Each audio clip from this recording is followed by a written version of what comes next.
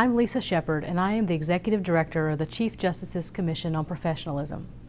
The mission of the CJCP is to enhance professionalism among North Carolina lawyers, judges, and law students, a mission which it has been doing since 1998. One of the ways that the CJCP does this is to sponsor this historical video series, which is a collection of video interviews of distinguished lawyers, judges, and professionals from across North Carolina.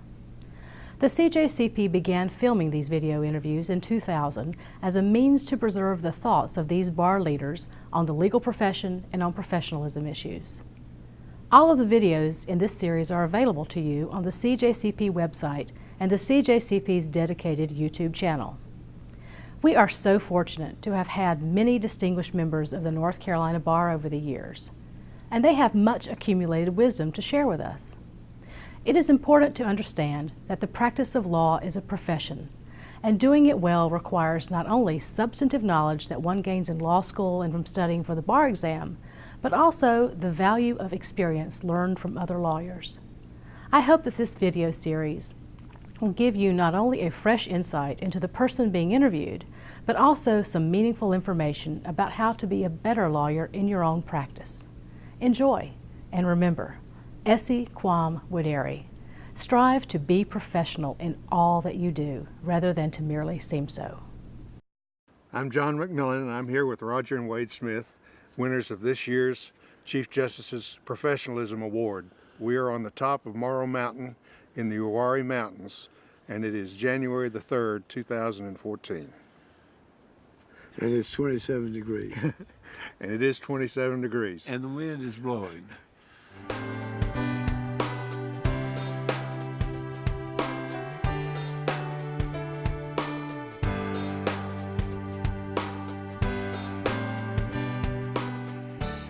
Wade and Roger, tell us what this range of mountains means to you and why you feel so at home here.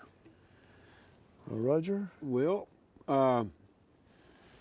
we came here a lot as young boys, usually on our bicycles, and spent time roaming around through here and learned a lot about a lot of things here. We learned a lot about Indian occupation of this part of the world a long, long time ago. We picked up remnants of that with shards of pottery down by the river in the silt, and we picked up Indian arrowheads and tools and things like that. The markings of the Indians were just all over these woods. And then we came to understand about how these mountains were formed, and it took on great geological lessons were in that. But mostly we came up here just to have a great time. And this is a remarkable archaeological site. There's a spot 2-3 miles from here across the Uwharrie National Forest called the Hardaway site, where hundreds of thousands of perfect spear points, arrow points were found, and human beings were living here 5,000-10,000 years ago. And there's a particular stone on the top of this mountain that was excellent for that, so people came from all over the southeast.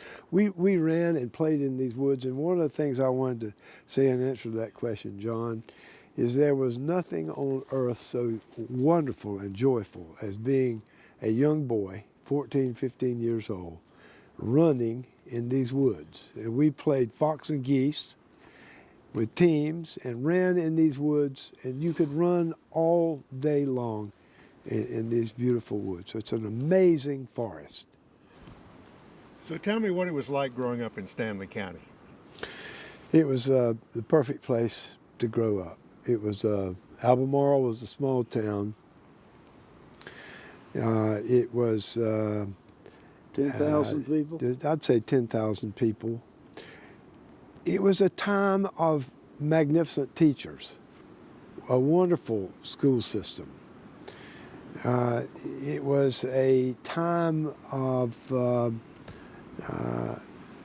I felt good citizenship everywhere. Wonderful Christmas parades, wonderful other kinds of activities, a marvelous swimming pool, great high school coaches, and of course the community we lived in, Newtown, was a mill village. It was a mill. It was really there, built by the mill. There was no running water. Our mother washed clothes in a wash pot out in the yard year round. Built a fire under it. I can hardly believe that is true. I have to have Roger remind me every now and then that I'm not dreaming. That our mother actually, we had a big black wash pot. We built a fire around it, and our mother washed clothes there. But we had the church. We had parents who only went to about the 8th grade, but they were great people. So we had good schools, good parents. Life was good. It was a happy place to be. Yeah, it was a great place to grow up. It was. I'm really amazed. I guess we live in a more dangerous time for children, but back in those days, by the time I was able to ride a bicycle, my parents let me ride my bicycle downtown.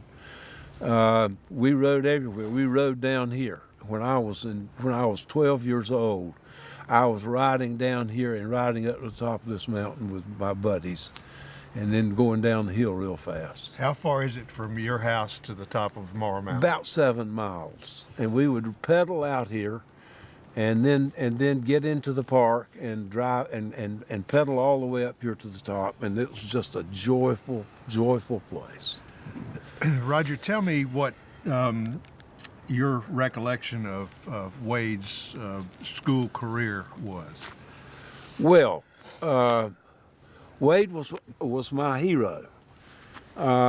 We went to the Central Elementary School for grades 1 through 8, and by the time I came along, it was obvious that Wade had been the teacher's pet, and that I, in many ways, became the next teacher's pet. And so Wade was a hero, made great grades, president of the class, and then began to play football and became the star of the team. And I just felt like that was it for me. That's as good as it gets for me. And then I had to come to face with whether or not I was going to do those things too. And I chose to. And so I got to follow in his footsteps. And Wade, how did he do? Well, he did better than I did. Roger was the president of every class. He made the best grades in every class.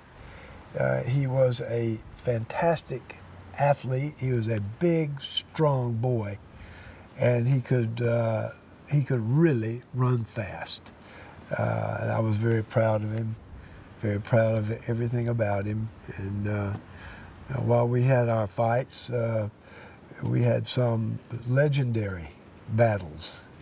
Nevertheless, he's always been the best friend I've had.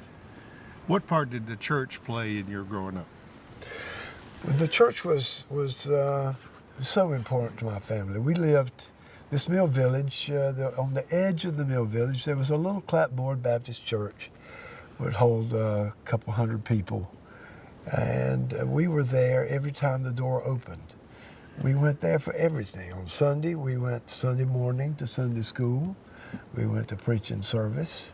We went to at 6 o'clock to Baptist Training Union. We went to the evening worship service. We went to choir practice. We went to Wednesday night church service. We went to everything. But looking back on it, it was really a great thing for us, because the Baptist church in those years was really into teaching people leadership roles. So we had the speeches we had to learn to make, to give those without notes.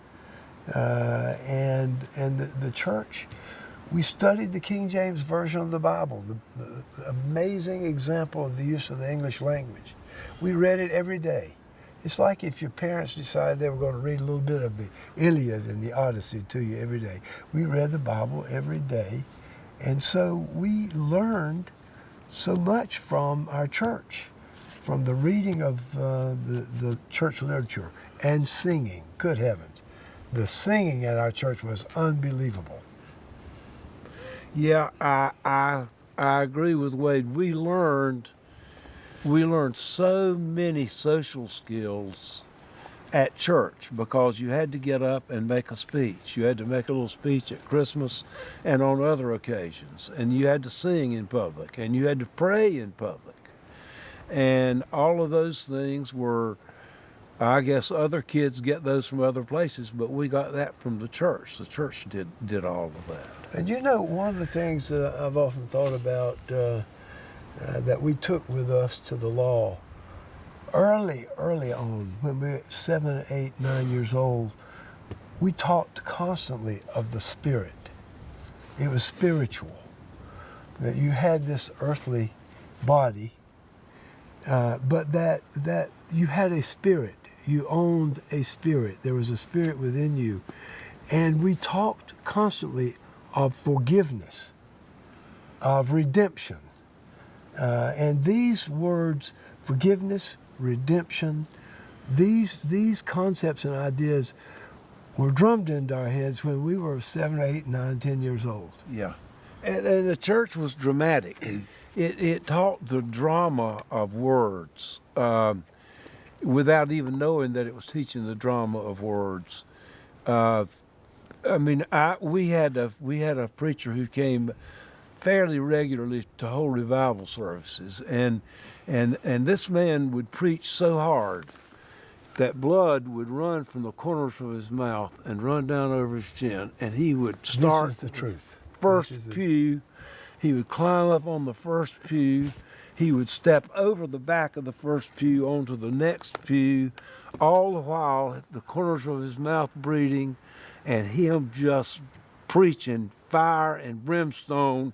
And it's all I've said before. It's like we learned that preachers can bring down a sinner simply with the power of words, and we saw him bring sinners to the altar just by the words that they were saying. One of the most interesting ideas about that, Roger, is that we would see ministers using the English language bring a big, strong man down to his knees weeping. Absolutely. Without any force, Absolutely. without taking his arm and winding it up behind his back, just speaking, just selecting words from the great lexicon of the English language, stringing them together in sentences, and make a big, strong man fall down on his knees weeping.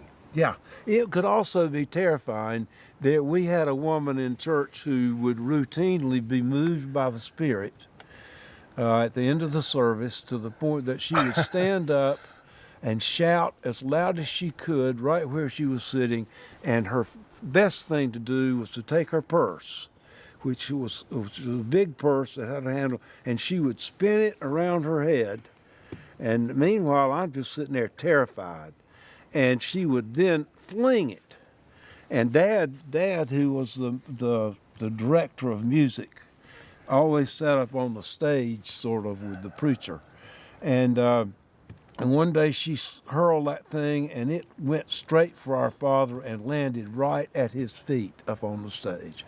And I just found those things to be terrifying. I had no idea what was going to happen next. It did help us, though, to prepare for judges. It did. What role did sports play in the shaping of the two of you? Well,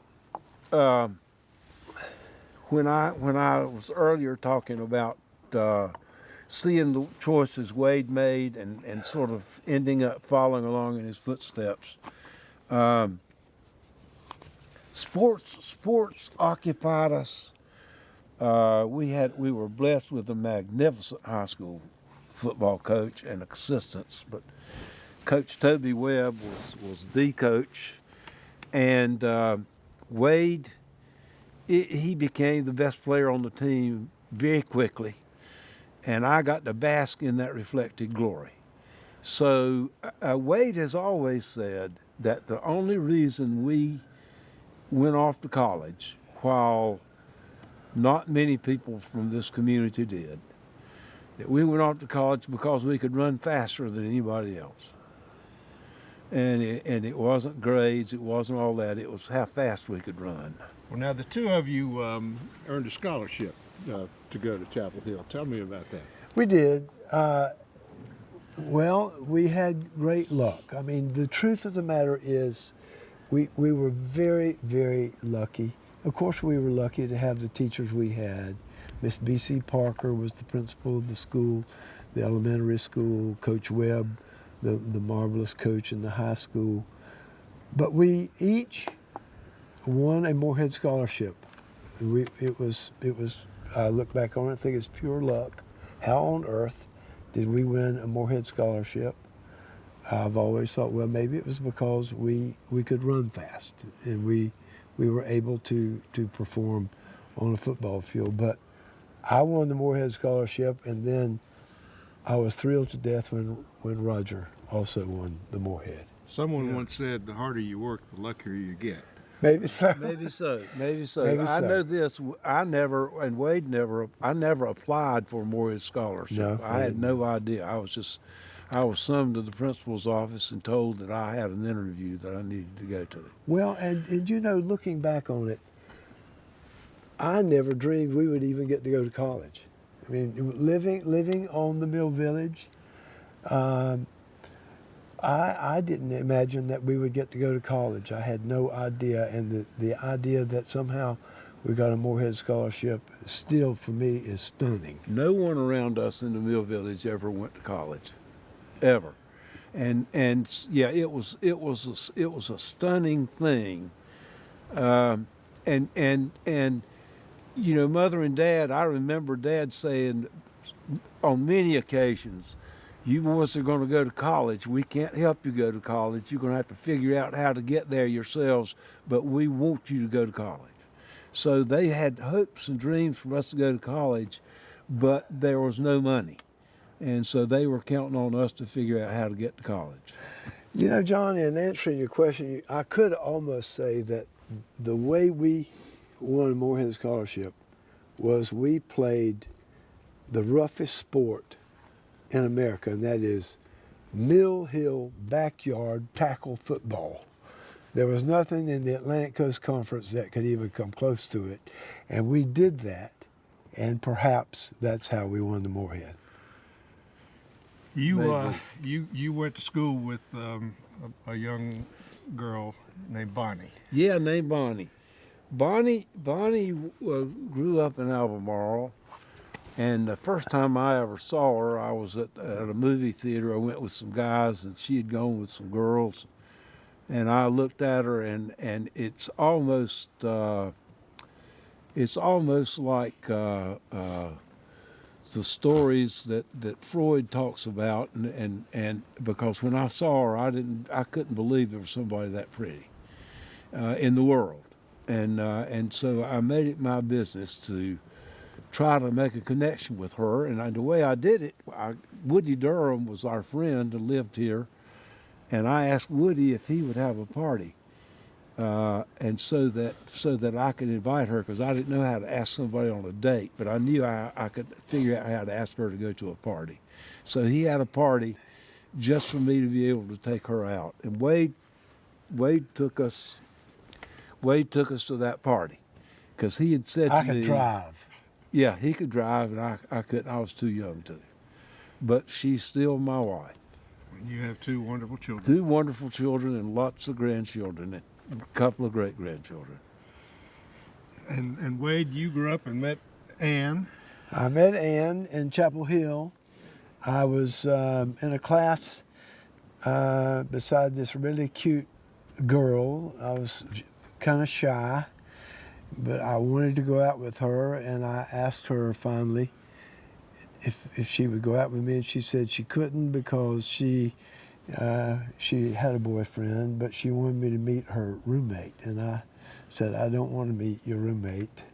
I would like to go out with you. But it turned out, to make a long story short, that Ann was her roommate, and she was right. Ann was the perfect person for me. And you had two wonderful children. 2 great kids and then grandchildren. Yeah. What lessons did you learn growing up in Stanley County? Well, I guess just lessons of life that, you know, that if you work hard, hard work pays off. Even though I didn't dream I would get a Morehead scholarship, that I nevertheless I would strive and work and try, and I think that's and the school people cared about us so much they would not let us fail. And I remember being taken aside by the football. One day I missed a football practice because I was walking Bonnie home from school. And the coach very quietly called me into his office and told me that that was not the thing to do, and I need to make time for her, but I need to make time for football. But people were kind to us. No, we weren't jerked around at all. We were treated with great, kind hands. I think my feeling is of gratitude to those amazing teachers who've long gone away. I'm so sad that I come to this moment in my life and realize I never went back and thanked them. But to me, they were what the public school system is all about. They, as Roger said, they would not permit us to fail. And the thing that I look back and remember is that we were people of modest means.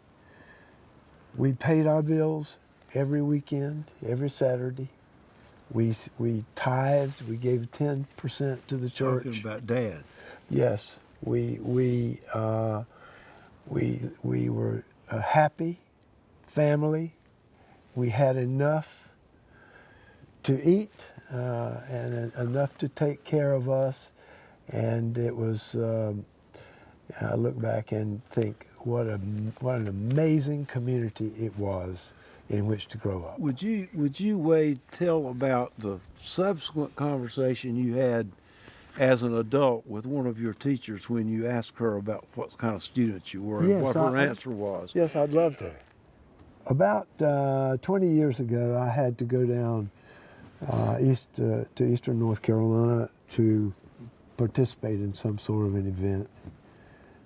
And after the event was over, a lady came up to me. She must have been in her late 80s.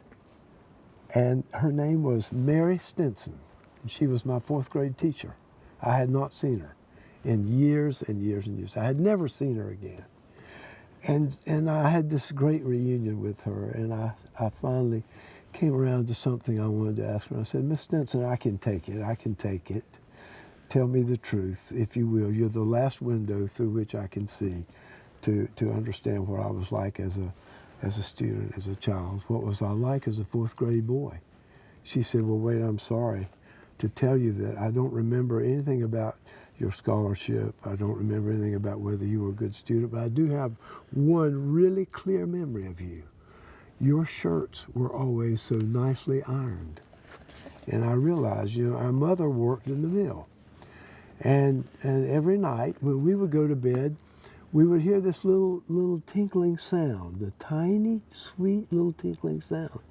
And it was the beaded chain that hung off the cord from the ceiling, and Mother's iron was plugged into that in the kitchen. Next to our bedroom. And when she would iron, it would cause that little beaded chain to make a sweet little tinkling sound, and that's how we went to sleep. She was ironing late in the night, and that is why I had such nicely ironed shirts. And when I went back and looked at a class picture we had of the 4th grade, by golly, it was the truth. My shirt was the neatest ironed shirt in the whole picture.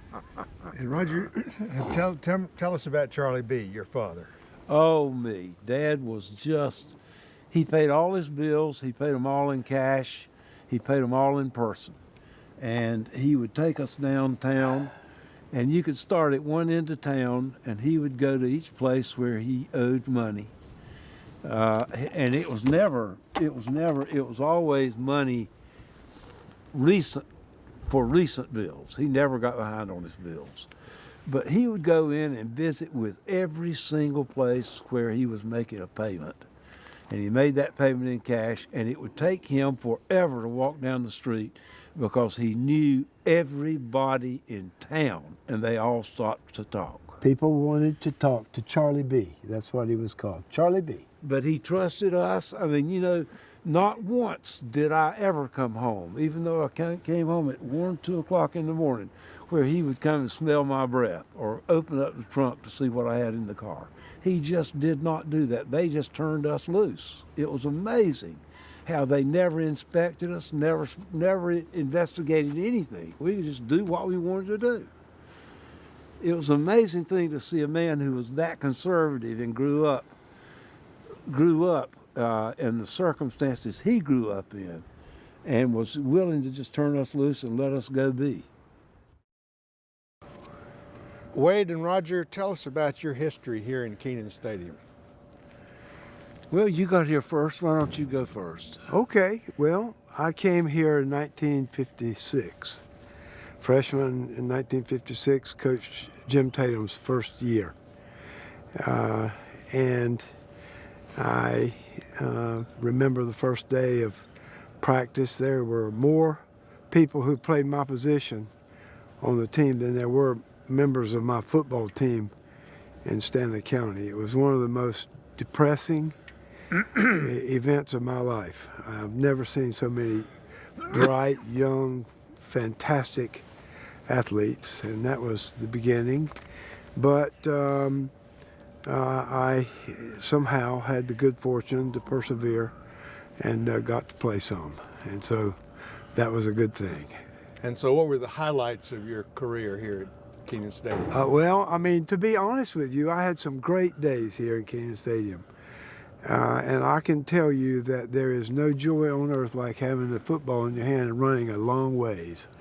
But those opportunities did come my way, and I had some really, really good games. We had good teams. Then I was elected captain, and my last year served as captain of the team. My last year, Coach Jim Tatum died 2 or 3 weeks before the season started. So we had a little bit of a hard time getting underway, but I would say,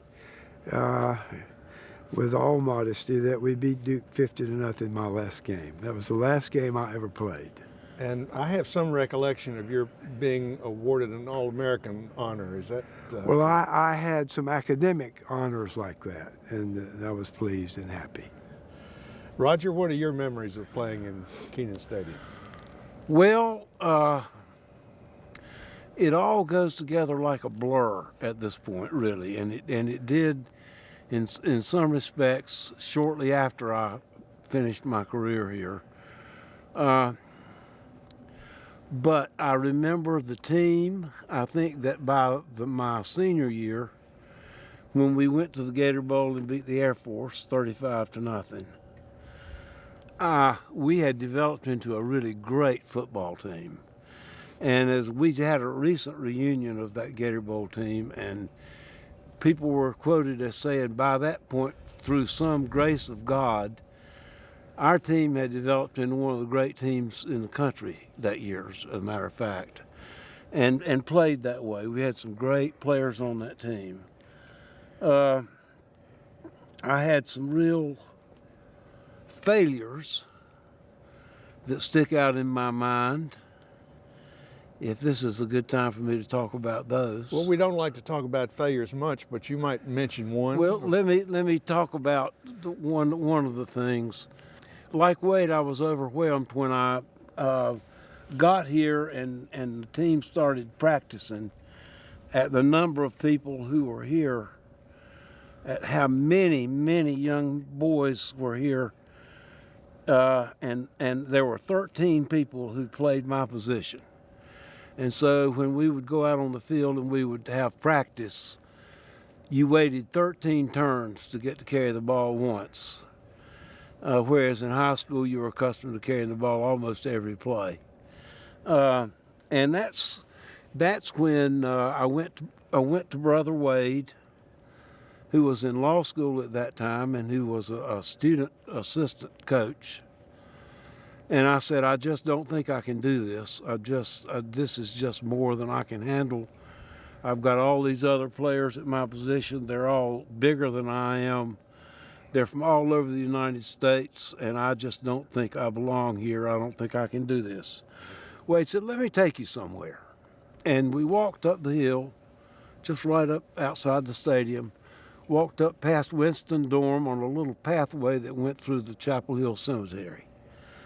And he walked to this small tombstone, and we stopped, and he said, when I've gotten discouraged, I've come by this tombstone and I've read it. And I looked at the tombstone, and it said, they fail, and they alone who have not striven. And I read it, and I remembered it, and I read it again, and I remembered it. It was on my pathway from Cobb Dorm to the practice stadium, to the locker room. And I kept that with me forever and ever and ever. And it saved my neck. And Wade said, you know, just keep going, keep going, keep going, keep going. And I kept going, and all of a sudden, I'm a senior. We've got a great team. We're playing in the Gator Bowl. I'm playing with some great players, and we win the game. And so that lesson of perseverance, of just doggedly continuing, I think has served me well in my profession and just in life in general. Wade, why is this a good place to help you think about the Professionalism Award? Well, it's because if you're a member of a team, you have one assignment to do. It's not like you're given the assignment of making the whole play work. You have one assignment. You have one block. You have one thing to do. And you owe it to your team to do it as best you can. And you know if you don't do it, you let your team down. The same thing is true if you're on a trial team. If you're with a group of lawyers and you have an assignment, a task to do, you don't care who gets the credit for it. You want to do it the best you can do. And so in that way, being a member of a team here helped me to understand how to be a member of a team in my work. To both of you, what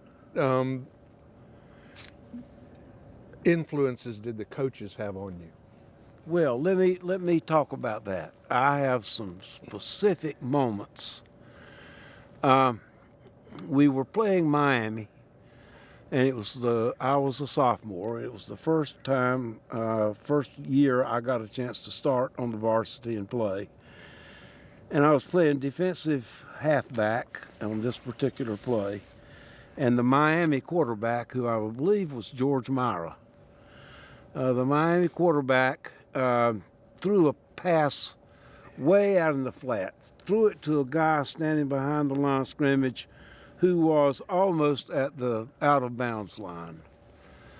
And I was out there by myself on him, and I came rushing up. I knew how to play that particular play. I came running up as fast as I could. I came running up too fast. He shifted a little bit to the left and then a little bit to the right and took off past me. I never got my hands on him, and he ran 65 or 70 yards for a touchdown, and we lost by a touchdown. Gosh, I hate to hear that, Roger. Now, after the game, we got on the bus, and I was sitting by myself. I think I was about the second row back from the driver, and there was an empty seat on my right, and who should come on there but Coach Jim Hickey, our head coach. And he sat down beside me. And I had tears in my eyes. I'd cried, sobbed a little bit after the game. I just couldn't get over missing that tackle. And the coach sat down and he patted me on the leg like that. He said, "You're feeling pretty bad about that tackle you missed out there, aren't you?" I said, "Yes, sir, I am. I think I lost us the game." He said, "Let me tell you a little secret. Football is nothing but a game. this is just for fun. You don't have to worry about that ever again. And I thanked him, and he really meant it, and patted me on the leg again. And I thought that was a great, great thing for a coach to do to a fellow who did not need to be berated. And I'll never forget that. And let me add one other thing to that.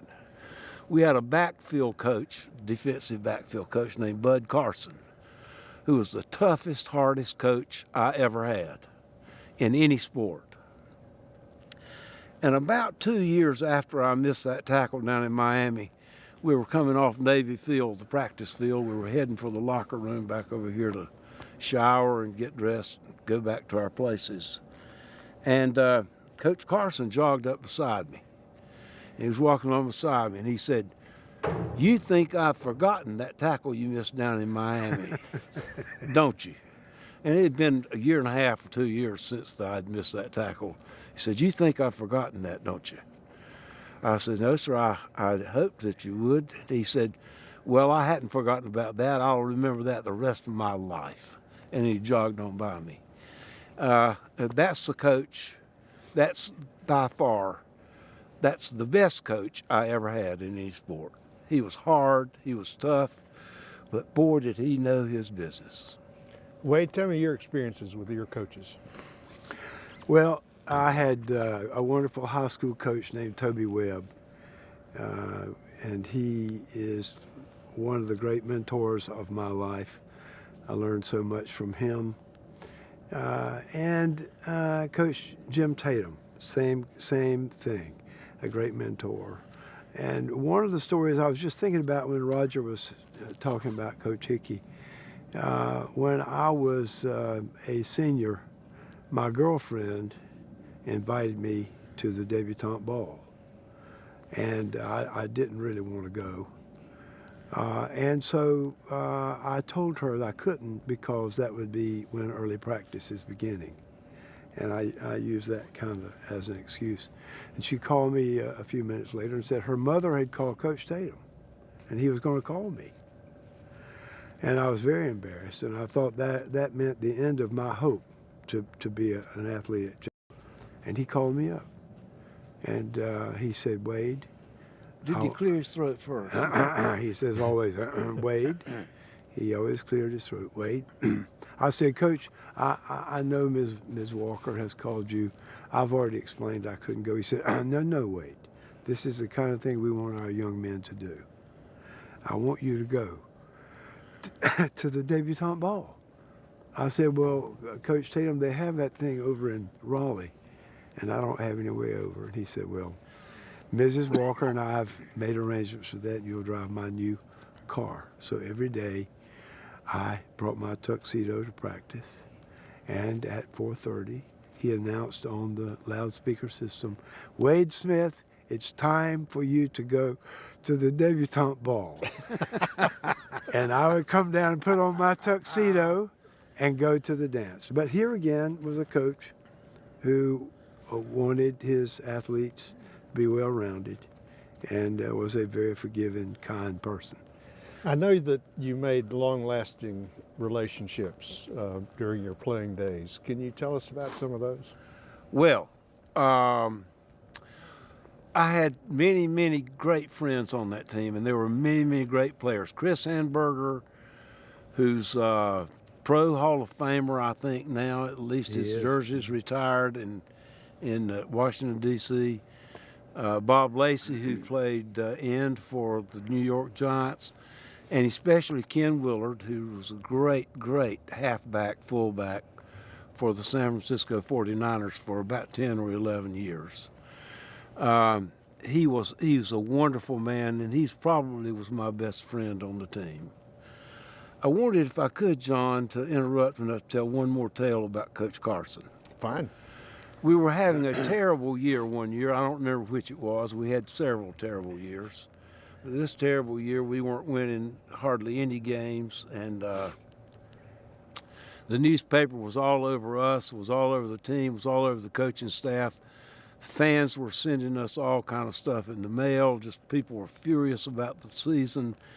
And we were very aware of that, the players on the team, and we knew that our coaches were under great pressure because they were raising families. The young assistant coaches like Coach Bud Carson, raising families, counting on the paycheck here.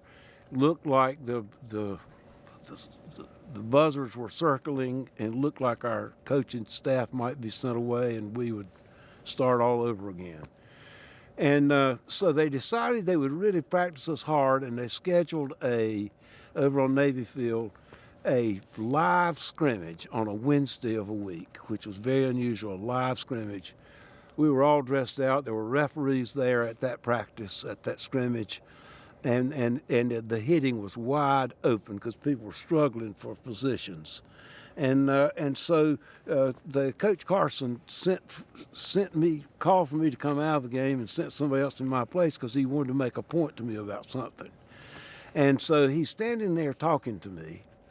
And if I could stand up here a minute, if that's all right if I stand up, I just wanted to demonstrate a little bit. I was standing on the sideline, hands on my hips like this, talking to Coach Carson. He was explaining about this coverage of this thing and whatever it was. And for some reason, even with my legs still, my feet still, my feet got tangled up in each other, and I fell right on the ground, right at the coach's feet, for no reason at all. I just fell. And I was so humiliated, and I looked up at him, and he was looking down at me, and he was going like this. And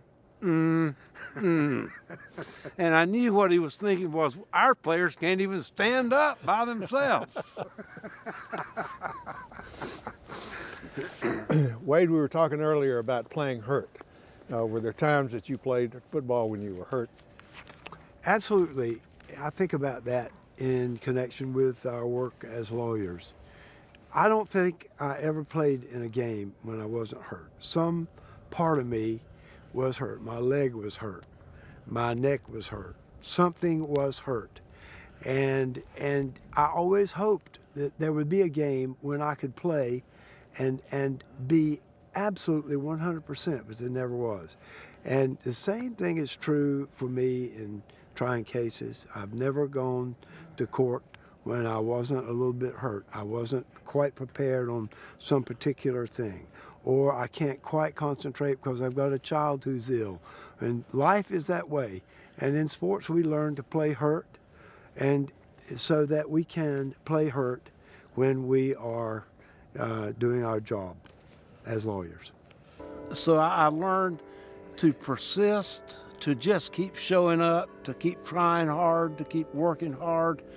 I think that's the biggest thing that I learned from this. And of course, as Wade has pointed out, you can learn those whether it's football or whether you're a member of a chorus or whether you're a member of a band or whatever you might choose to do. You learn that by persistence you can succeed.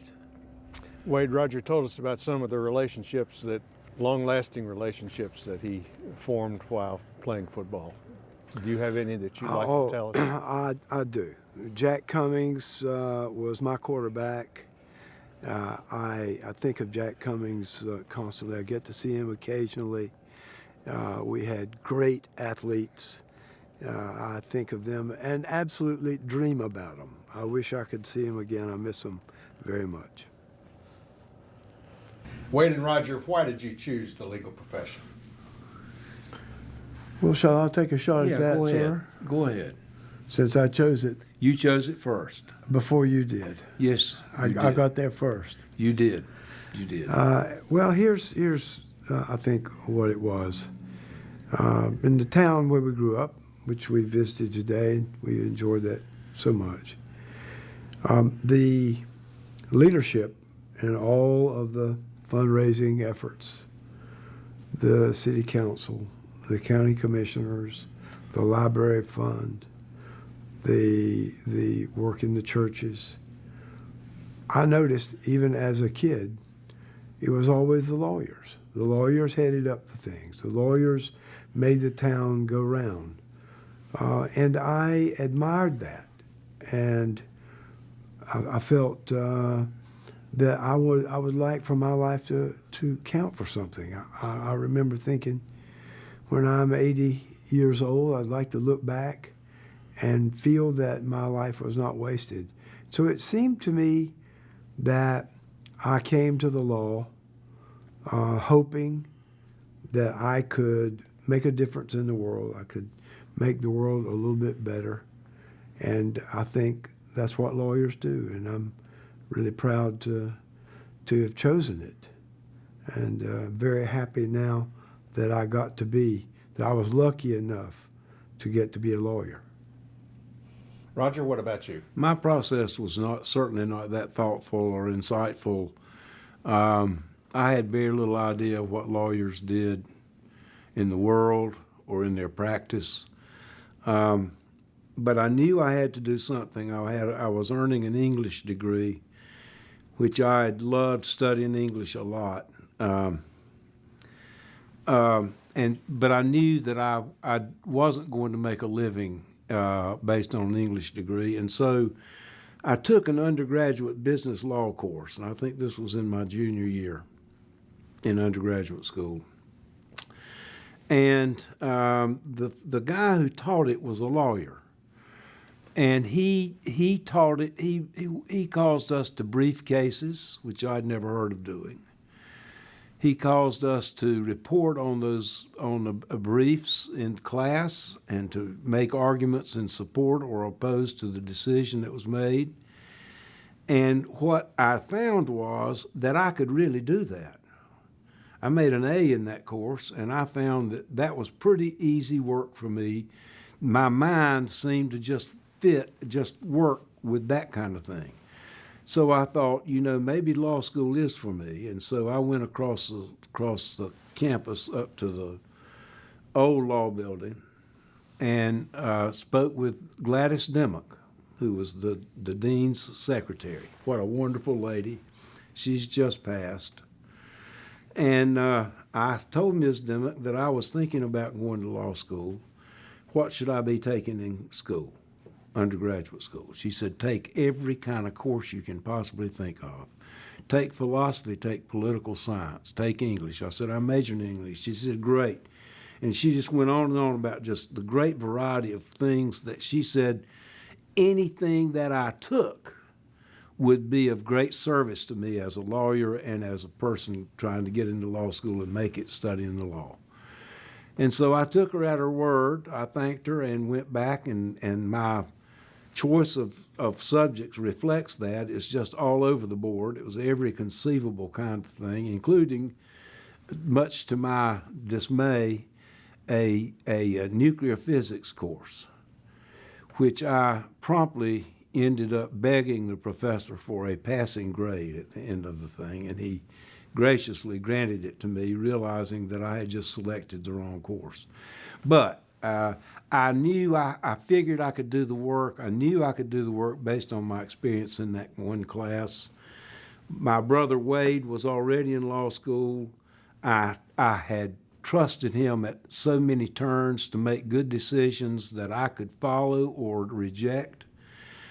And I thought, well, my brother's going to law school, and it looks like I can do this work, so I think I'll try to go. And about that time, a fraternity brother, early on a Saturday morning, was starting out the door of the fraternity. I said, where are you going this early on a Saturday morning? And he said, I'm going to take the law school admissions test. And I said, where is that? And he said, it's up here at this building. And he told me where it was, and I said, would you wait just a minute? And he said, yeah, bring a sharp pencil. So I just went running and got a sharp pencil and came with him and went in and took the LSAT. And lo and behold, very shortly got word that I had made a great grade on the LSAT. And I only told them to send it to Chapel Hill Law School, and I got admitted, and the rest is all I've done. Well, Wade, you've been practicing law for 50 years. Looking back, do you believe you made the right choice? I don't have the slightest doubt. As a matter of fact, this summer, the State Bar conducted its annual ceremony for 50-year lawyers, and I felt very much honored to get to be a part of that. And the process requires that you write a little piece a small paragraph about what you've done in your 50 years. And so I sat there and I watched these people that many of them I've known, most of them I've known, hobble up to the microphone and with a cane or whatever. And during the process of their coming up to get their certificate, the paragraph is read. And so what I saw, what I realized, was these 50 or 60 lawyers, I don't know what North Carolina would have done without them. They went home from law school. They ran for the city council, the school board. They ran for the library committee. They served in the churches. They just made the world go round. And I felt a real sense of pride that what lawyers, and I'm sure doctors are the same, what lawyers do is they simply go home when they finish their education and they make the community work. Roger, what are the qualities that you believe it takes to be a successful lawyer? I think passion, which goes along with enthusiasm. You have to be a self-starter, because if I've got a case pending down in Superior Court, nobody taps me on the shoulder and says, only 2 more weeks to that trial, you better get busy.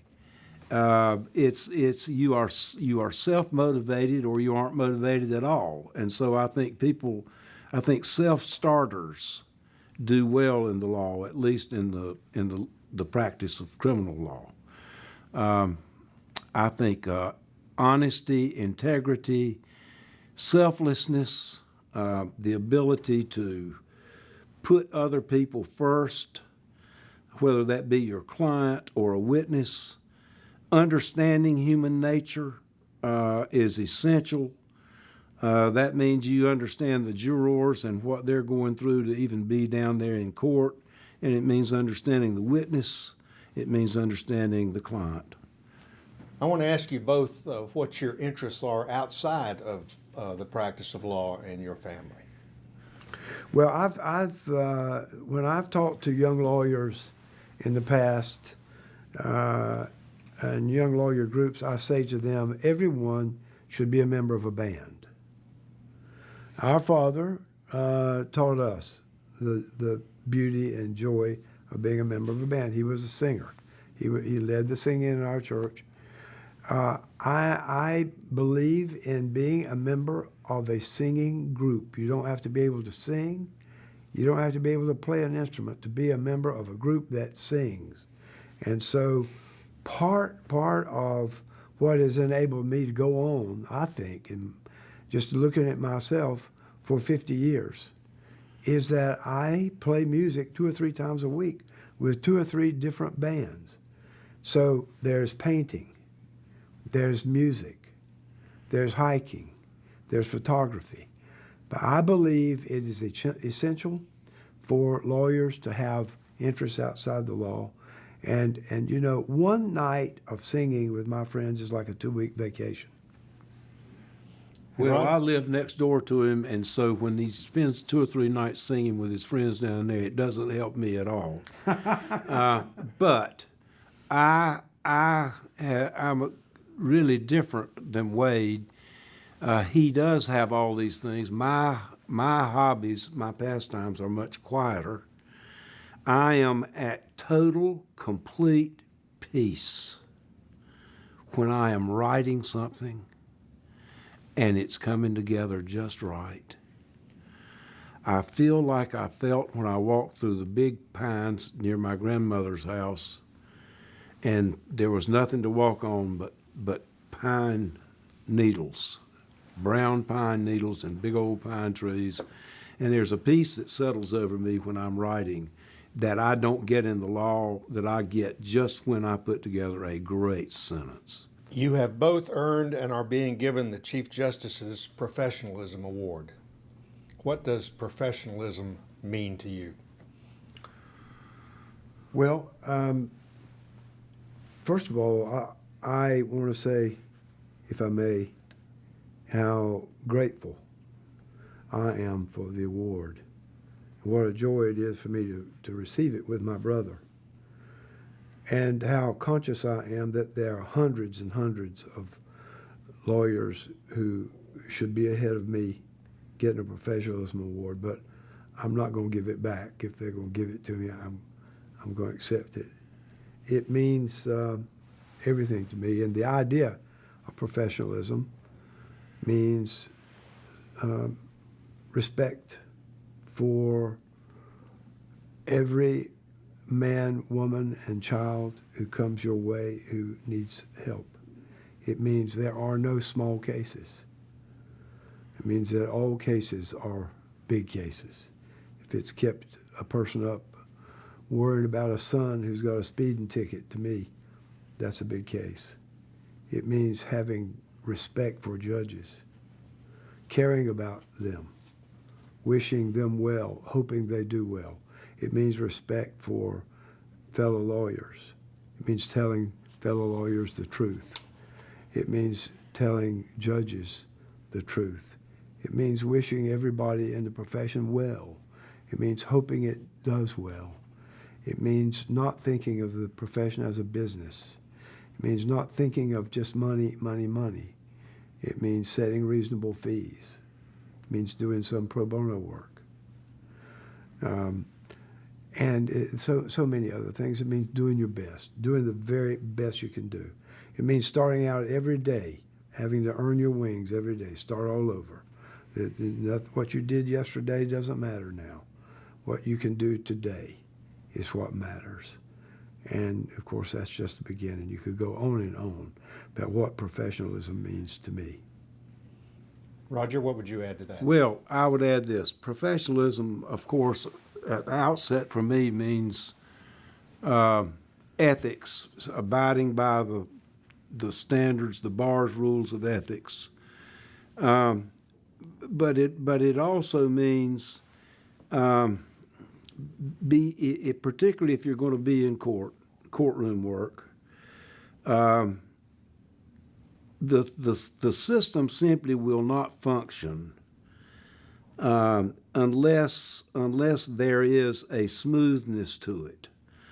In other words, if we expect the general public to respect the system and to respect the verdict the jury is going to return and to respect the judgment the judge is going to enter, if we expect the general public to do that, then we certainly have to exhibit respect. I think exhibiting respect for your opponent, your opposing counsel, exhibiting respect for the judge, exhibiting respect for your client and for the jurors. I think exhibiting those kinds of things is the oil which keeps the court system and our system of justice working. You have both done a wonderful job of balancing your professional life and your family life. Thank you. How important has that been to you? Well, I don't think you can.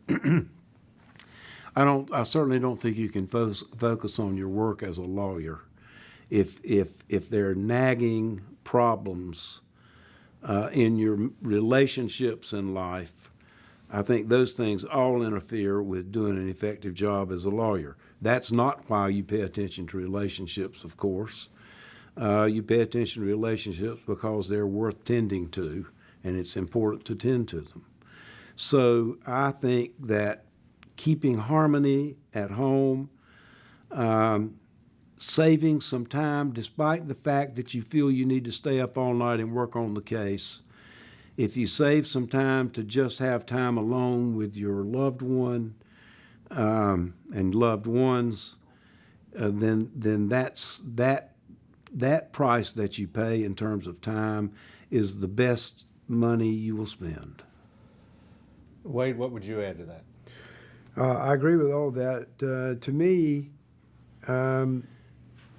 having people around me who are family, other people, dear friends who are to me family, are what enable me to come to work every morning and do my best. So there is absolutely no doubt about it. You cannot survive as a lawyer if you just get up every morning and come to the office and work all day long and neglect the people around you who care for you and who love you, your children, your grandchildren, your parents, your family. So yes, all of that is a very, very much an important part of being able to continue to be a lawyer. Roger, you've had the benefit of practicing with your son, Yes. who has been a part of this firm now for many years. Yes, he has. What advice did you give him as a young lawyer, and what advice would you give to other young lawyers as they enter the practice of law? Oh, wow. Take care of yourself. Don't spend yourself completely on any one case. Let yourself be assured that whatever happens in your case, life goes on and life will be there. No case is worth burning yourself up over. And I've told him that. I remember a gentleman here in the bar, Robert McMillan, who was a mentor, and he saw me across the lobby one day in my younger years, and he came over to me and he said, "You look like death. You stayed up all night again last night, didn't you?" "Yes, sir, Mr. McMillan, I did." "Well, you can't keep doing that. What do you stay up all night for?" I said, "Well, I've got a trial starting Monday, and I've got things I've got to do to be ready to go do that." He said, "Don't spend your whole legal practice on a single case. You can't give that much. You're giving too much. Go to bed at night and get a good night's sleep." And I try to follow that advice now in my later years. For one thing, I get sleepy earlier. Wade, you saw your brother come into the practice of law. What advice did you give him, and do you give young lawyers?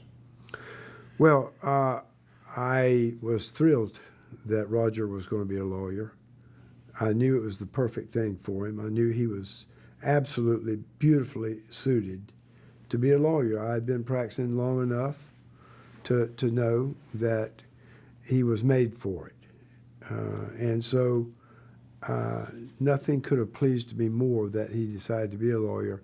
And then to compound that joy was that he elected to come with me, to be with me and with the people I had already chosen to work with. And he was as good as I thought he would be. I mean, he was absolutely perfect. So it must have felt to me when he came in just like it felt for him when his son came in. I was proud of him and so excited to have him. Well, Wade and Roger, on behalf of the Chief Justice, I want to thank you for your professionalism and for the years you have given to it, and thank you for who you are. Thank you, John. Thank you, John. Very much. And thank you so much for this day with you. And for your many wonderful questions.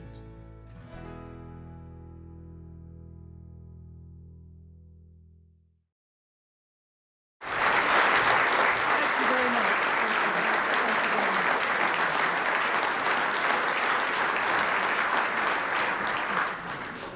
Thank you so much for that kind and warm welcome.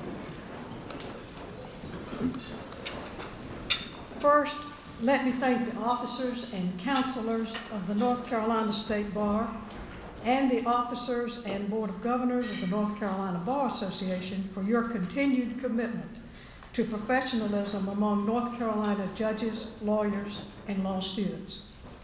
I also very much appreciate this opportunity to present the Chief Justice's Professionalism Award this evening.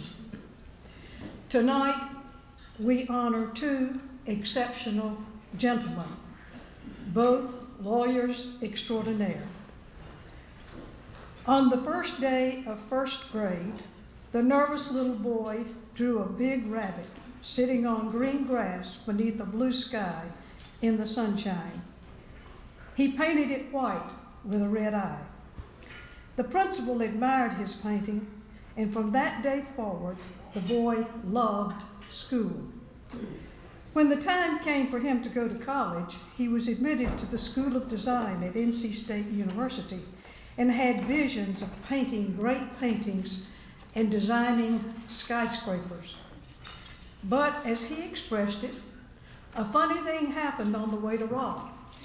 The University of North Carolina offered a Morehead scholarship, and he traded painting for English and Blackstone. The day Wade M. Smith made that trade, good fortune shone on the legal profession. Then, 4 years after Wade Smith matriculated at the University of North Carolina and served as captain of the football team, another Smith from Stanley County enrolled as a Morehead Scholar and donned a Tar Heel jersey to star in Kenan Stadium. After a sojourn in Manning Hall, Roger W. Smith Sr. was admitted to the bar, and good fortune once again shone on the legal profession.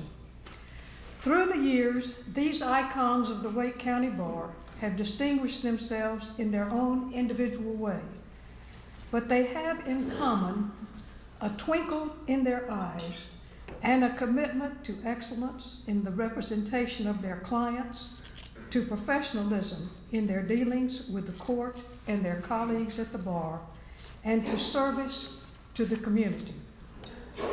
In sum, each has epitomized the highest ideals of our profession.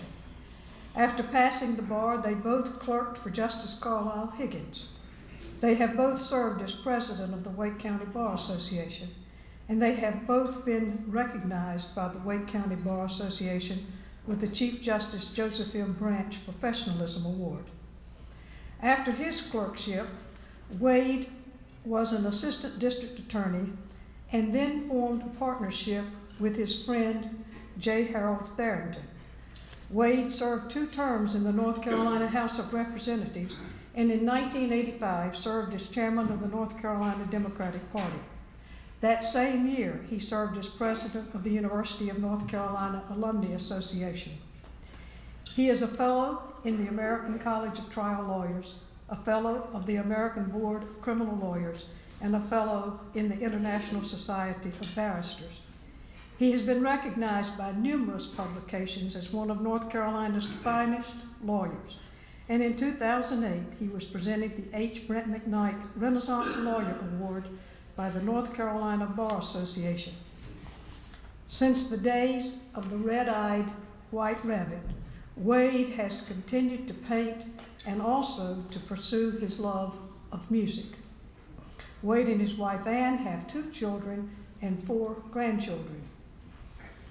After finishing his clerkship, Roger joined the firm of Tharrington Smith. He has served as president of the Wake County Academy of Criminal Trial Lawyers, a member of the North Carolina State Bar Counselor and its Ethics Committee, a member of the North Carolina Sentencing and Policy Advisory Commission, vice chair of the North Carolina Board of Legal Specialization, a member of the Board of Directors of the American Judicature Society, and a member of the Board of Trustees of Lewisburg College. He has also served as Wake County Bar's delegate to the ABA House of Delegates. He is a fellow of the American College of Trial Lawyers and the American Academy of Appellate Lawyers. He has been listed in the best lawyers in America since its inception in 1983. Roger has a passion for literature and writing and is the author of numerous essays, short stories, and poems. Roger is married to Bonnie Louder Smith. They have a son who practices with his father and a daughter and 13 grandchildren. Both Roger and Wade are storytellers par excellence. They have used their humor and creative talents to entertain and to educate. Their dramatic reenactment of oral arguments in significant historic cases was a highlight of the Supreme Court of North Carolina's 175th anniversary celebration. Many of us have laughed and been inspired by Roger's "Don't Drink Coffee with Your Client" professionalism presentation. And many of us have clapped our hands and tapped our toes as Wade strummed the banjo or bowed the fiddle. Indeed, one can rarely see either Roger or Wade, however briefly, without having a good laugh before parting ways. Their intelligence, gentility, humility, integrity, and humor have earned them the respect and esteem of the rich and the poor, the powerful and the downtrodden. They have promoted the highest professional standards throughout their exemplary careers and have set an extraordinary example for all attorneys by their selfless dedication and commitment to the law and to humanity. The excerpt from the video you are about to see captures the essence of why Roger and Wade Smith have a special place in the hearts of the Wake County Bar and are deserving of the Chief Justice's Professionalism Award.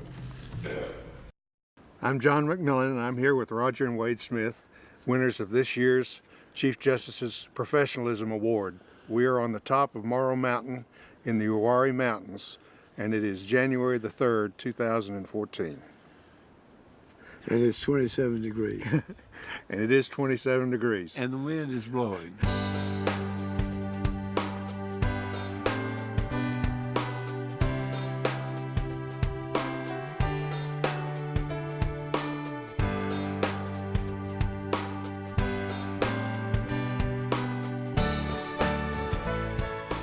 So tell me what it was like growing up in Stanley County. It was the perfect place to grow up. It was, Albemarle was a small town. It was 10,000 people? I'd say 10,000 people. It was a time of magnificent teachers, a wonderful school system. It was a time of, I felt good citizenship everywhere. Wonderful Christmas parades, wonderful other kinds of activities, a marvelous swimming pool, great high school coaches, and of course the community we lived in, Newtown, was a mill village. It was a mill. It was really there, built by the mill. There was no running water. Our mother washed clothes in a wash pot out in the yard year-round. Built a fire under it. I can hardly believe that is true. I have to have Roger remind me every now and then that I'm not dreaming, that our mother actually, we had a big black wash pot. We built a fire around it, and our mother washed clothes there. But we had the church. We had parents who only went to about the 8th grade, but they were great people. So we had good schools, good parents. Life was good. It was a happy place to be. Roger, tell me what your recollection of Wade's school career was. Well, Wade was my hero. We went to the Central Elementary School for grades 1 through 8, and by the time I came along, it was obvious that Wade had been the teacher's pet, and that I, in many ways, became the next teacher's pet. And so Wade was a hero, made great grades, president of the class, and then began to play football and became the star of the team. And I just felt like that was it for me. That's as good as it gets for me. And then I had to come to face with whether or not I was going to do those things too. And I chose to. And so I got to follow in his footsteps. And Wade, how did he do? Well, he did better than I did. Roger was the president of every class. He made the best grades in every class. He was a fantastic athlete. He was a big, strong boy, and he could really run fast. And I was very proud of him, very proud of everything about him. And while we had our fights, we had some legendary battles. Nevertheless, he's always been the best friend I've had. We learned so many social skills at church because you had to get up and make a speech. You had to make a little speech at Christmas and on other occasions. And you had to sing in public and you had to pray in public. And all of those things were, I guess other kids get those from other places, but we got that from the church. The church did all of that. And you know, one of the things that I've often thought about that we took with us to the law early on, when we were 7, 8, 9 years old, we talked constantly of the Spirit. It was spiritual, that you had this earthly body, but that you had a spirit. You owned a spirit. There was a spirit within you. And we talked constantly of forgiveness, of redemption. And these words, forgiveness, redemption, these concepts and ideas were drummed into our heads when we were 7, 8, 9, 10 years old. Yeah. About 20 years ago, I had to go down to eastern North Carolina to participate in some sort of an event. And after the event was over, a lady came up to me. She must have been in her late 80s. And her name was Mary Stinson. And she was my 4th grade teacher. I had not seen her in years and years and years. I had never seen her again. And I had this great reunion with her, and I finally came around to something I wanted to ask her. I said, Miss Stinson, I can take it. Tell me the truth, if you will. You're the last window through which I can see to understand what I was like as a student, as a child. What was I like as a 4th grade boy?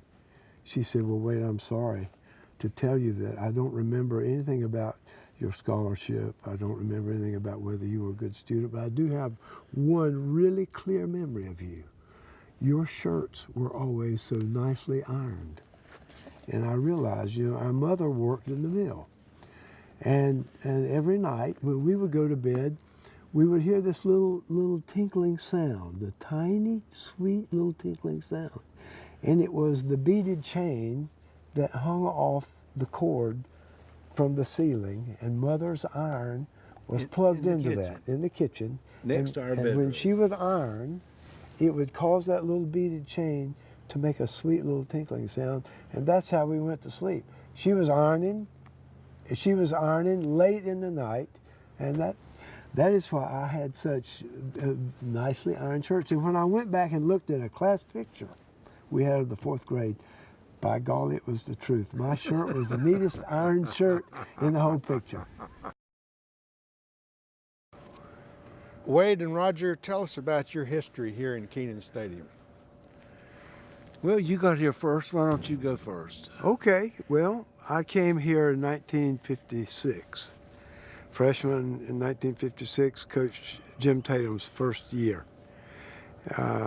And I remember the first day of practice. There were more people who played my position on the team than there were members of my football team in Stanley County. It was one of the most depressing events of my life. I've never seen so many bright, young, fantastic athletes, and that was the beginning. But I somehow had the good fortune to persevere and got to play some, and so that was a good thing. Like Wade, I was overwhelmed when I got here and the team started practicing, at the number of people who were here, at how many young boys were here, and there were 13 people who played my position. And so when we would go out on the field and we would have practice, you waited 13 turns to get to carry the ball once, whereas in high school you were accustomed to carrying the ball almost every play. And that's when I went to Brother Wade, who was in law school at that time and who was a student assistant coach. And I said, I just don't think I can do this. This is just more than I can handle. I've got all these other players at my position. They're all bigger than I am. They're from all over the United States, and I just don't think I belong here. I don't think I can do this. Wade said, let me take you somewhere. And we walked up the hill, just right up outside the stadium, walked up past Winston Dorm on a little pathway that went through the Chapel Hill Cemetery. And he walked to this small tombstone, and we stopped, and he said, when I've gotten discouraged, I've come by this tombstone and I've read it. And I looked at the tombstone, and it said, they fail, and they alone who have not striven. And I read it, and I remembered it, and I read it again, and I remembered it. It was on my pathway from Cobb Dorm to the practice stadium, to the locker room. And I kept that with me forever and ever and ever. And it saved my neck. And Wade said, just keep going, keep going, keep going, keep going. And I kept going, and all of a sudden, I'm a senior. We've got a great team. We're playing in the Gator Bowl. I'm playing with some great players, and we win the game. And so that lesson of perseverance, of just doggedly continuing, I think has served me well in my profession and just in life in general. Wade, why is this a good place to help you think about the Professionalism Award? Well, it's because if you're a member of a team, you have one assignment to do. It's not like you're given the assignment of making the whole play work. You have one assignment. You have one block. You have one thing to do. And you owe it to your team to do it as best you can. And if you don't do it, you let your team down. The same thing is true if you're on a trial team. If you're with a group of lawyers and you have an assignment, a task to do, you don't care who gets the credit for it. You want to do it the best you can do. And so in that way, being a member of a team here helped me to understand how to be a member of a team in my work. You have both earned and are being given the Chief Justice's Professionalism Award. What does professionalism mean to you? It means everything to me. And the idea of professionalism means respect for every man, woman, and child who comes your way who needs help. It means there are no small cases. It means that all cases are big cases. If it's kept a person up worrying about a son who's got a speeding ticket, to me, that's a big case. It means having respect for judges, caring about them, wishing them well, hoping they do well. It means respect for fellow lawyers. It means telling fellow lawyers the truth. It means telling judges the truth. It means wishing everybody in the profession well. It means hoping it does well. It means not thinking of the profession as a business. It means not thinking of just money, money, money. It means setting reasonable fees. It means doing some pro bono work. So many other things. It means doing your best, doing the very best you can do. It means starting out every day, having to earn your wings every day, start all over. What you did yesterday doesn't matter now. What you can do today is what matters. And of course, that's just the beginning. You could go on and on about what professionalism means to me. The system simply will not function unless there is a smoothness to it, In other words, if we expect the general public to respect the system and to respect the verdict the jury is going to return and to respect the judgment the judge is going to enter, if we expect the general public to do that, then we certainly have to exhibit respect. I think exhibiting respect for your opponent, your opposing counsel, exhibiting respect for the judge, exhibiting respect for your client and for the jurors. I think exhibiting those kinds of things is the oil which keeps the court system and our system of justice working.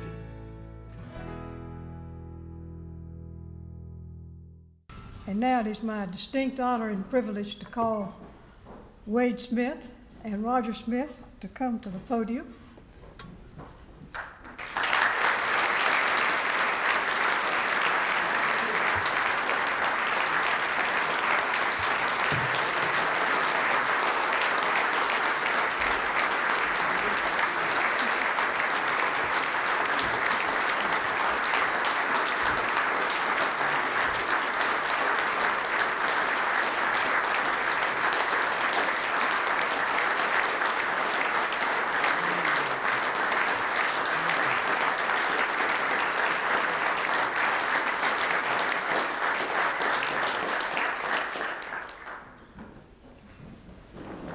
Wade, it is indeed an honor and a privilege to present this plaque to you as the recipient of the 2013 Chief Justice's Professionalism Award.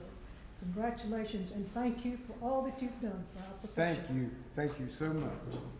And to you, Roger, it is also a distinct honor and privilege to present this plaque in recognition of your service to the profession and as the recipient of the 2013 Chief Justice Professionalism Award. Congratulations and thank you for your service. Thank you so much.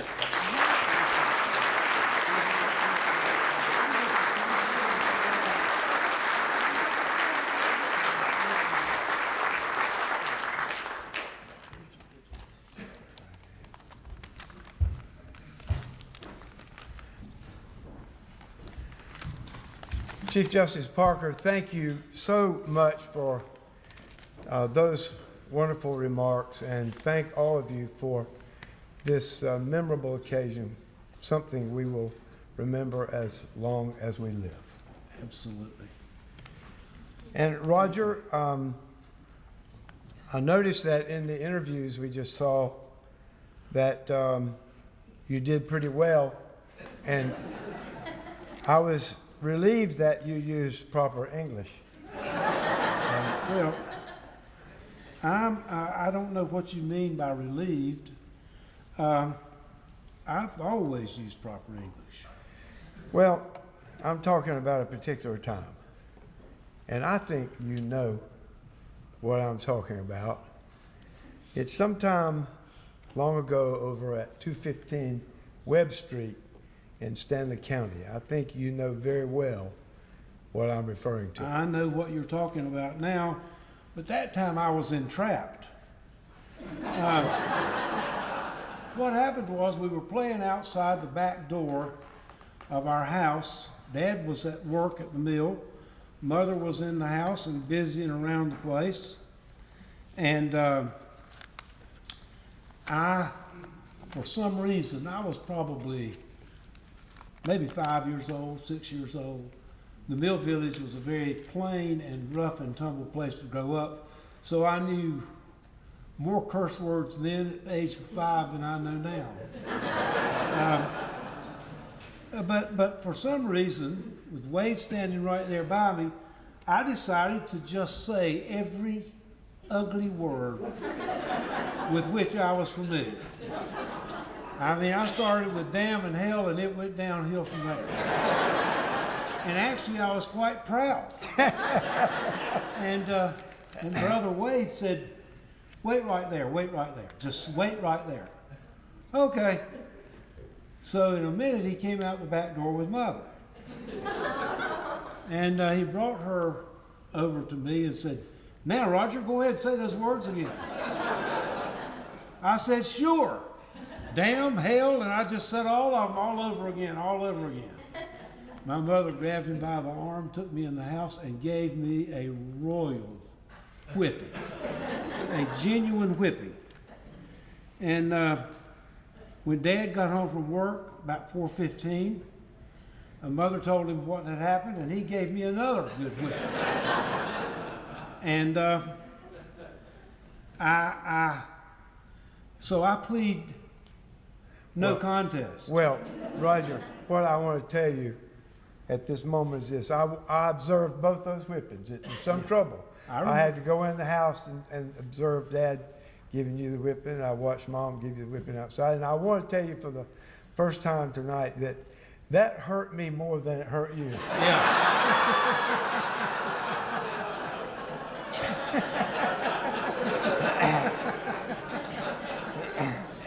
Yeah, I'm sure it did. We lost some buttons and some shirts playing the roughest sport in America. Newtown, Mill Hill, tackle football. Yes, that's exactly right. Can you talk about that a little bit? Well, it was tough football, and even though when we went off later we ran into big boys from places like Tennessee and Southern California, Notre Dame, Ohio State, Michigan State, and Miami, all those boys, they all looked impressive.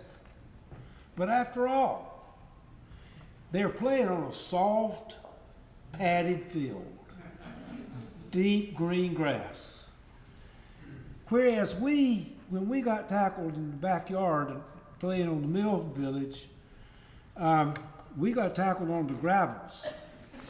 And you got a lot of abrasions. So it was a punishing sport. I never saw anything in the Atlantic Coast Conference as tough as Newtown No, tackle football. no. Great sport. You know, sports were always in the middle of life in the Mill Village for the children. And we always played all those games for keeps. Even in a supposedly civilized sport like croquet, we played for keeps. Well, we had an old worn-out croquet set. Now, let's not make this like we had a new set of. No, we didn't, but it was a complete set. And you do remember that croquet match between the two of us that got out of hand. I do. I thought you would bring that up. Yeah. How old do you think we were? I'd say you were 8 and I would have been 11. Yeah, that's about right. As I recall them, the facts of that matter were pretty clear. We were at the last wicket, and it was my shot. If I made the shot, I would win the match. It was a short shot, but had a treacherous angle. As I lined up the shot, you lay down on the ground, got your nose up to within about a half an inch of the ball I was going to hit, and you were breathily saying, "Miss it, miss it, miss it, miss it." Well, to defend myself in my shot, I turned slightly and tapped you ever so gently on the head with my mallet. I remember that. The joy I felt in doing that instantly turned to fear. I dropped that mallet and ran. You caught me, tackled me, got on top of me, and I was lying on my back. My head was on a flat rock there in the yard, and you kept... It's a great memory for me. Yeah. Yeah, I'm sure it is. You banged my head by my shoulder, up and down, up and down, up and down, on that flat rock, and all the time you were saying, "Roger, control your temper, control your temper, control your temper." Well, Roger, there are a lot of people we want to thank, and then we want to close these remarks. Yep. So tell us some people you think we need to thank. They're just everybody in this room, everybody that we have known in this wonderful profession, the lawyers, the judges. This room is full of lawyers we love with all our hearts, and all of those people. Who are some people you think we need to say? We thanked the Chief Justice when we first got up here.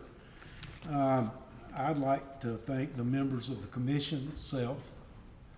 Mel Wright, the executive director, and a wonderful friend and a wonderful man.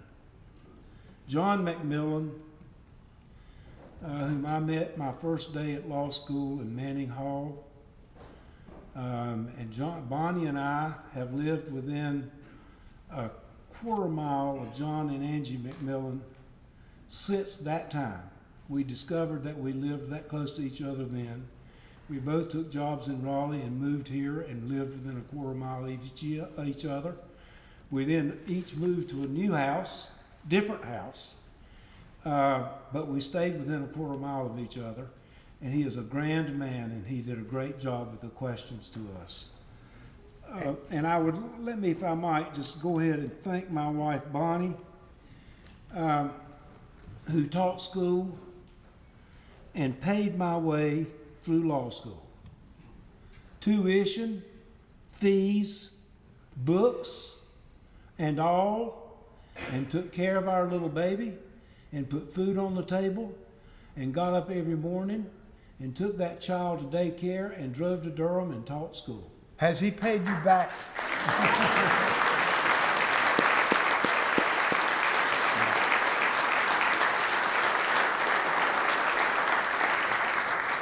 I spoke at graduation at my high school some couple or 3 years ago, and Bonnie was with me, and I told that as I started out, my point being that, you know, you shouldn't, there's no reason to applaud for me. My wife is responsible for much of all of this.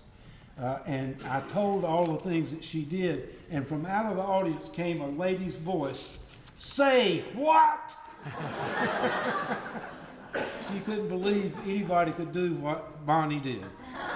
And then, if I might, Bonnie, if you'd stand up.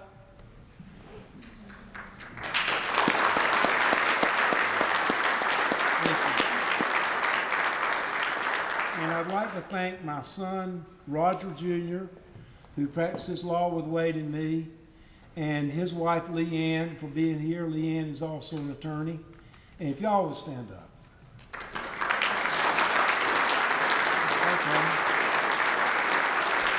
Thank you very much. Thank you very much. And I want to recognize my wife, who is one of the smartest people I've ever met in my life, and she is the only member of our family who is in the Raleigh Hall of Fame. She is a wonderful person, a great, great inspiration to me. Ann, would you stand, please?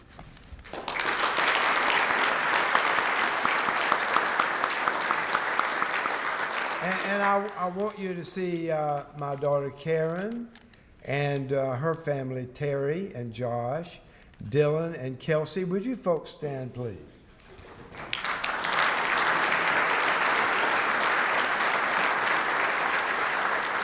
And I want you to meet my wonderful daughter Robin and my little grandsons, who are tough and strong and going to be great athletes, Kenan and Aslan. Would you stand, please?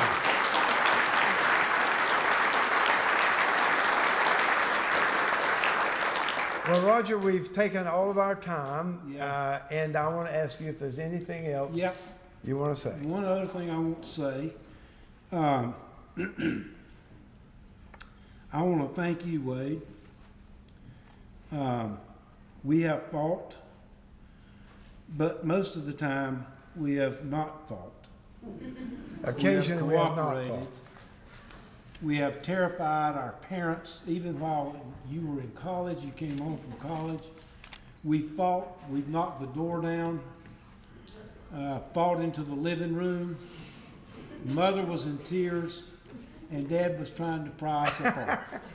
And then after a good struggle, we broke into incredible laughter and realized just how foolish it was. But I thank you so much. You showed me the way, and I'll be forever grateful. And of course, I want to thank Roger. That is the truth. Roger has been my great inspiration. He is my hero. He has done so much of the work when I would get so much of the credit. I owe so much to him. I owe him several of my arms and legs.